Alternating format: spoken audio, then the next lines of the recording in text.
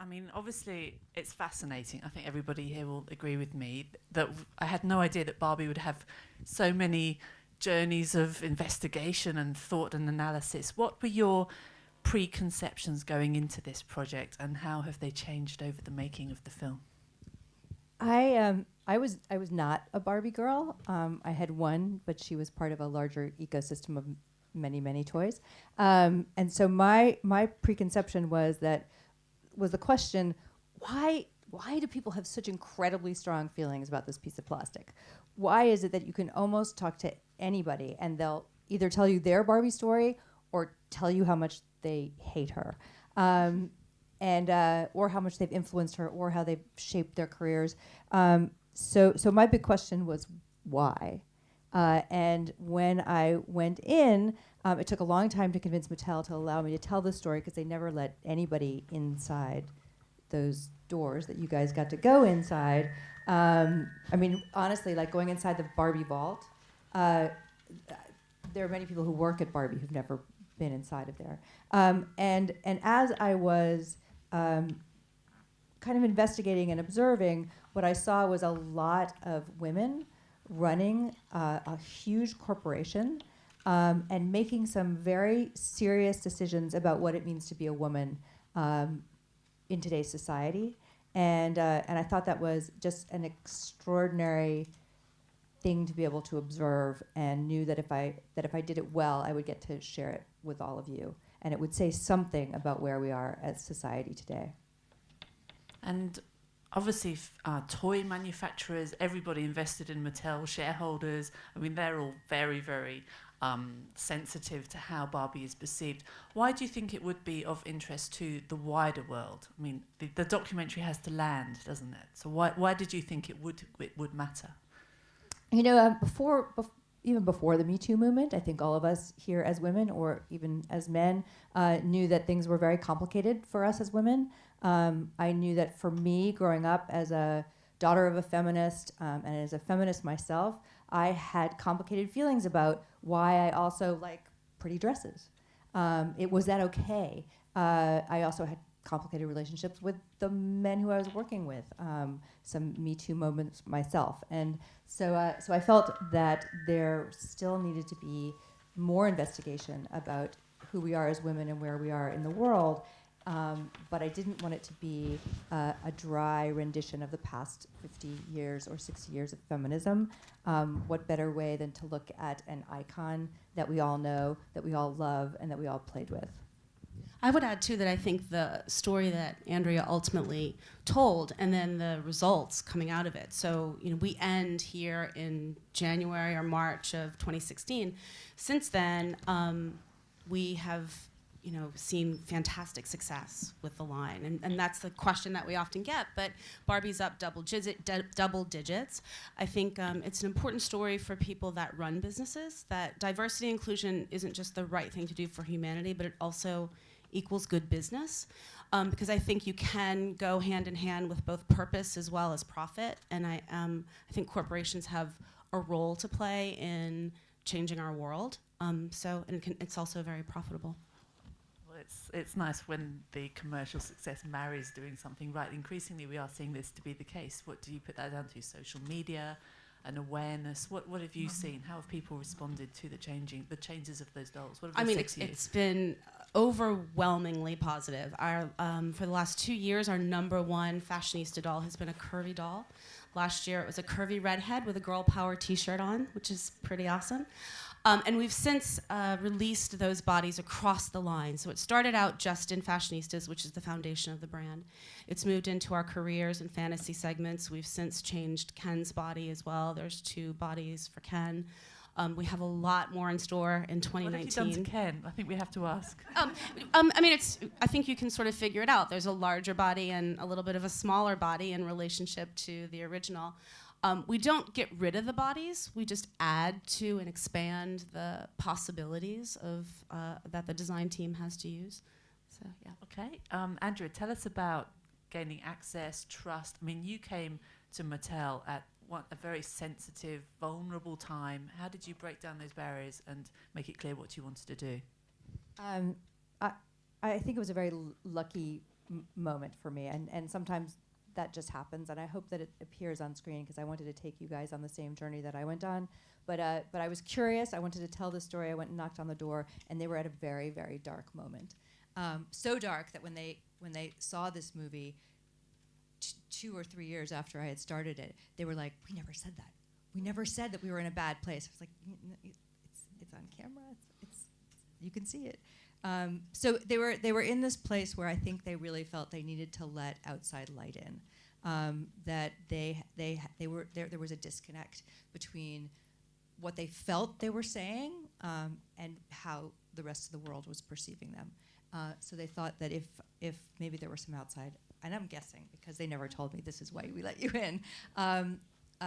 If there were some outside eyeballs there, they would have to hold to a kind of authentic sense of story. Did you have editorial control? Was Yes. it? That was one of the conditions. You were going in, wasn't going to be best face forward. Right. Great. No. That's And super no. comfortable. Right? No, and so they Giving Mattel credit, and Andrea and I have talked about this. It's not easy to do, and certainly as a subject, it's not easy. I signed up to be a designer, not a documentary subject. It's uncomfortable, and you are. It's very vulnerable, but I know I can't speak for the company on why they ultimately chose to do it necessarily. I know how important it was to us as a Barbie team, and we got very excited about having someone tell this story. Many people still don't know that we've made these changes. So many people don't know the foundational origin of the brand, coming from an extraordinarily feminist perspective from Ruth. And here she was, a businesswoman in a time when she couldn't sign checks in her own company. So it's a really, and we stand on that very feminist foundation, and try to do our best to leave the brand better than it was when we stepped into these roles. But I don't think a lot of people knew. I don't think a lot of people know that story, and so it was very exciting to be able to tell it. And also when I walked in, trying to tell the story about this feminist who had created this doll with breasts that then became possibly misunderstood in some way. I did not know that they were going to be making this body change. So that was a complete surprise. I had already done my series of first interviews with all of the characters, and there were many more, but Kim rose to the top for obvious reasons. And after that, they said, I think maybe we better let her in. But they didn't know that they were going to succeed. They were allowing me in to potentially watch them fail. It would have been a very different film, wouldn't it? Kim, your passion does completely come out on the screen, and it does seem so obvious now. It was a real triumph, but I feel like some of the arguments that you had, certainly Michelle represented another point of view within the company. How difficult was it to fight that campaign for change internally? It was challenging, and Michelle and I definitely went head to head, but she wasn't the only one that I had to convince, as she said in the film. But I will say, coming out of that experience with that team, I understand the value of diverse opinions, because I had to crystallize my vision, and their dissension actually helped me really believe in what we were doing even more, and distill the purpose of what we were doing. I also think that those sorts of tensions in teams, whether it's marketing versus design, PR versus marketing, PR versus design, are good. My role as a designer is to be provocative and to sort of bring into light a potential future that someone may not be able to necessarily visualize at the time. And Michelle's role is to be the voice of the most dissenting consumer, and to show us what the worst case scenario may be in order for us to hone our creation. So we get to a healthy place. Are you still friends? We are. We're still on the same team together, so we haven't killed each other yet. So we're good. And Andrea, externally, I think Gloria Steinem. Well, there were some candidates up there for the most vociferous critic of Barbie, just generally. How did you go about telling them what you were planning to do? Were they keen to be involved, or were they impatient? And have they had their minds changed by participating? I don't think Gloria has. Gloria is Gloria, and thank God for her, because she is that most dissenting voice, and she kept me very honest. I think Roxanne was surprised by her own rethinking. I'm not sure if you were questioning her right now, she would frame it that way, but she definitely was. When she held the dolls in her hand, there was a very different sense and a surprise.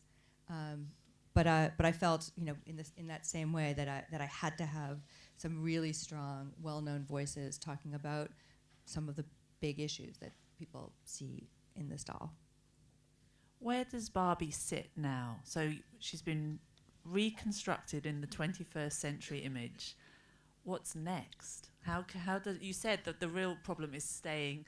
Culture's moving so fast that you have to. But it gives you a lot to work with, So I can't talk about what's next. I can talk about what we've done, which is showing instilling the bodies across the line, not just in fashionistas. And because all of you aren't, deeply involved in the Barbie brand, we do about close to 500 SKUs a year, so 500 dolls. So the fashionistas line is a very tiny portion of it, although financially it's one of our biggest.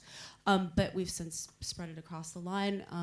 We've introduced role model dolls, so Frida Kahlo. We also introduced the first doll wearing hijab, Ibtihaj Muhammad. So we are committed to maintaining our position as the most diverse and inclusive doll line in the world. And the reason for that is because then girls have the opportunity to tell their stories with a broader range of characters and images, and those images that we put into media, especially into the hands of children, matter. Okay, well, there speaks I feel like if they had to come up with an ambassador for Mattel, they could just roll out Kim. So let's be a little bit more provocative. Why should we care not as Mattel shareholders in the success of Barbie in the 21st century? What I learned as part of this journey is just how useful dolls are. Many psychologists use dolls to help children tell their stories, and I still don't feel that girls are allowed to truly live their dreams, but to have the opportunity to play act that and imagine it puts them one step closer to the possibility. And I really saw that, and I have 3 children myself, a daughter who just graduated high school, so she's off in the real world, and I desperately want her to have a different set of options than I had or than my mother had, and I think these dolls allow you to see it and therefore have the possibility of being it. Okay. Kim, you said in the film you referred to your circle of friends that they were sometimes a little bit doubtful of the value of what you were trying to do. Do you think you've convinced them through your own efforts? Yeah, they're pretty rough though. So yeah, their expectations of me and our company's utilization of the platform that we have, are pretty high expectations. But that's okay. I'll take it. But yeah, I think they're a lot more comfortable. Ongoing. Yeah. Okay. Should we open it to the audience? I'm sure we've got some questions. Oh, hands gone straight up. All right, I think there's going to be a roaming mic. So please, if you come down. Okay, come to the lady test. Yes, oh God, that one. Hi. First of all, congrats. Obviously, it's as someone who, I think from the age of 3 was the first time I ever said I think I'm fat to my mother, and developed an eating disorder later on in life. It's really heartening, and it's great, and it's good to see that it kind of parallels the success of Fenty and Savage and everything that's going on there. I'm just wondering though, if you could clarify a little bit on why you maintain the labels and why it is, the identification of this new iteration of Barbie is still about her physicality, the curvy Barbie, the tall Barbie, the petite. As a brand, you could have almost taken the higher than now route and have just said, this is Barbie. And you pick whichever Barbie that you identify with and who resonates with you. And if the press, as in the film, say, oh, well, that's fat Barbie, then you can say, you know what, that's you labeling her, and we're not going to be part of that rhetoric anymore. I wish that were the corporate and marketing world that we lived in. So I can say we don't label them any longer. Okay. So because right now we sit in this room, and I guarantee you if you walked out on the street and you asked someone about Barbie, they wouldn't know that we changed the body.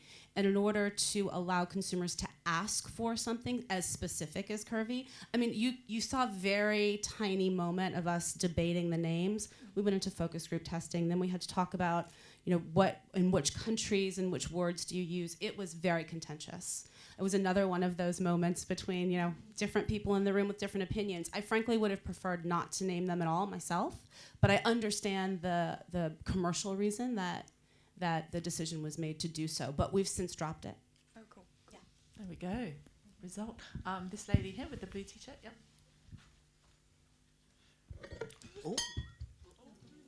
Oh, I'm getting in trouble.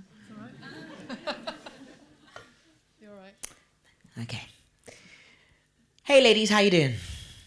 Right, so I'm Variety, stand-up comedian, all the way from South London. And it's my first time being here and seeing all this Barbie stuff because my mum didn't let me get Barbie when I was little. So I want to just put that out there. Seeing this is incredible. But my question is even though you're going through the whole diversity and inclusion, have you ever thought of including Paralympian champions, you know, to represent like one leg or one arm or no arm, or even other spectrum of drag queens? Because they're more fashionista, more like, hey, you know, I got this. You know, because when I saw the mermaid bit at the very beginning, I was like, hold a minute. That's drag queen. I'm a fan of RuPaul Charles. So I'm like, hold on a minute. So you can get a couple of, you know. Yes and yes. Yes and yes. That's as far as I can give you the answer to that question. But Can I yes come down to and California yes. then? Come on down. All right then. Watch this Thank you, space. Kim. There we go. You're quite welcome. There's another hand back over here on the right. Can you see? Yep, thank you. Good question. I'd like to ask Andrea a question about the practicalities of the filmmaking. You said that when you started making the film, that obviously you didn't know what was going to happen about the new bodies. Could you talk a bit about how you sold, how you presented the project to your financiers, and what were they anticipating that the take home, that the resolution of the story was going to be? Very good question for those of you who are filmmakers. So when we went in, we knew that there was a moment happening, and so we jumped in. And my film partner and I had money that we had in the bank from the last couple of films that we'd sold, so we self-financed. As soon as we had to sign the second set of NDAs, we were going on fumes, and we went on fumes until they announced. And that was the point at which we went out, and Hulu came on as a partner of ours. So they knew what the end was going to be, but we were still in the editing room. What they didn't know is that Trump was going to be elected, that we were going to have a grabbing pussy moment, and the Me Too moment would happen. So all of that was happening while we were in the editing room or while we were releasing. Okay, one up the front as well. Keeping you fit, thank you. Hi. I just wondered about the exhibition in Paris and what impact that had on the brand globally. And did that then, because that was at the same time, wasn't it? So since that time until now, what impact did that have on the brand internationally? That's the question. At the time, and I'm not sure if it actually may still be one of their, if not the highest attended exhibition in the museum's history. The exhibition also then traveled to Korea, so it left Paris and eventually ended up in Korea. Some of those things are very difficult to quantify, what the impact of the exhibition is, but I think any time that you show two things, one, the origin story of the brand as well as the artistry behind it, I don't think people really wrap their heads around the creatives that we have in our organization and how much handwork is still done in that creation process. So yeah, we've done other exhibitions as well. So they always have a positive impact when people can sort of learn a little bit more about the brand itself. Thank you. Any other questions from the audience? No. I have one more question for both of you to finish, which is, first of all, one for Andrea.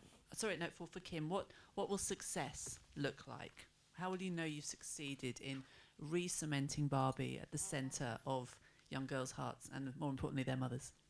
Yeah, I think continued growth for the brand, and also, as we start to continue to live this purpose. So I think it's really hard to identify long-term success. I think maintaining a 60-year-old toy brand is almost unheard of. Most toy brands last 3 to 4 years. So I think as long as we keep being reflective of the world, then we'll resonate and it will remain successful. You're going to stay there? This is it now? You're ongoing? Ongoing. Oh yeah, Good I mean, stuff. this is a commitment for us to continuing to push the envelope of inclusion for the brand. Okay, and I'm going to put you both on the spot. What's the Barbie doll that you would like to see on the shop floor? One that you would buy yourselves this day and age. What's the one that's missing? I can't answer that. You got too many. Yeah, No. yeah, well, I It's can't answer it coming, because I'd be apparently. revealing what's coming Okay. next. So we'll let Andrea answer that question. I mean, I get choked up every time I see a new iteration of President Barbie.